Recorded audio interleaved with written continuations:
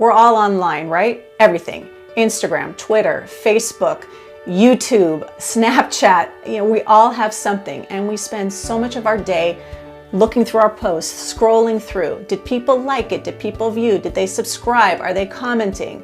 Are they saying things that are negative to us? And we're all obsessed with this, and I'm guilty of it as well. I'm always looking to see in my content who was interested, and it makes me curious. Am I putting on content because I want to see what other people think about it, or am I putting on content that is really relevant to me and what I think is important? What is happening out there? Are we so disconnected with ourselves and who we are that everything that we're doing is really just about outside opinions? Why are likes and follows so important?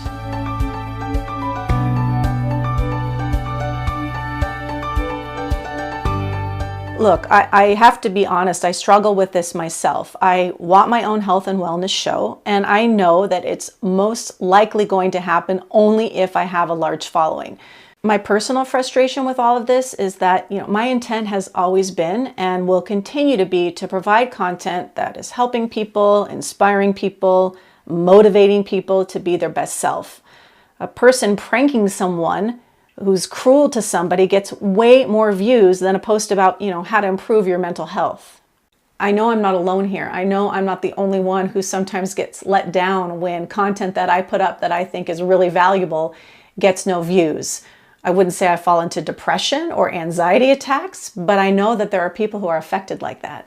In my office, social media comes up a lot, and it has a huge impact on people. It's part of our society.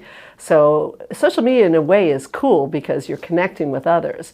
But the problem is when people like a post, there's something in our brain called dopamine that gets released. It's the reward center of our brain, and it's also linked with addiction.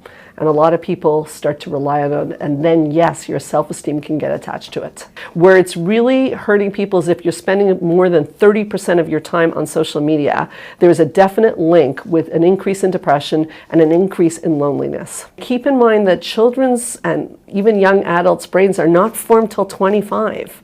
So we really can't compare those two things. If I want to go on social media a lot, it might produce depression, but not the same way it would for my child or teenager. One of the things that I'm trying not to do is compare my following with other people's followings, but it's really hard to do, to not make that comparison.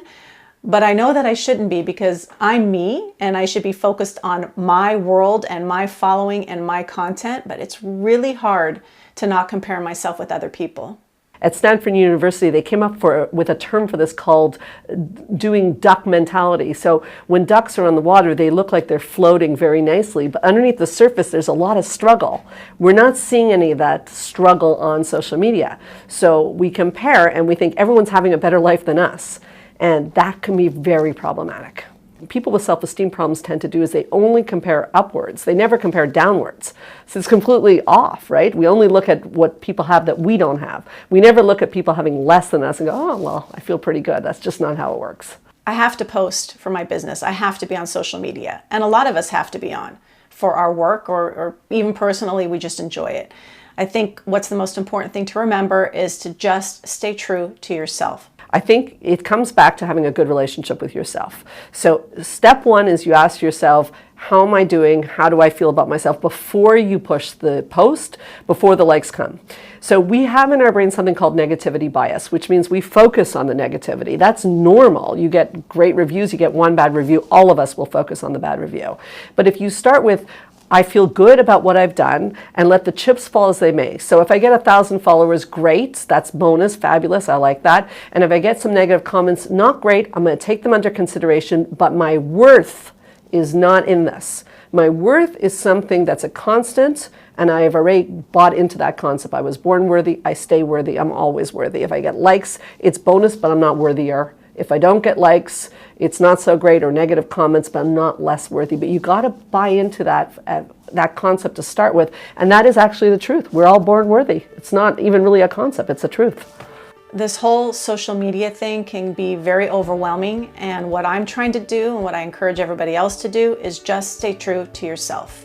Post what matters to you, have integrity, try and block out what other people are doing, and just stay true to yourself.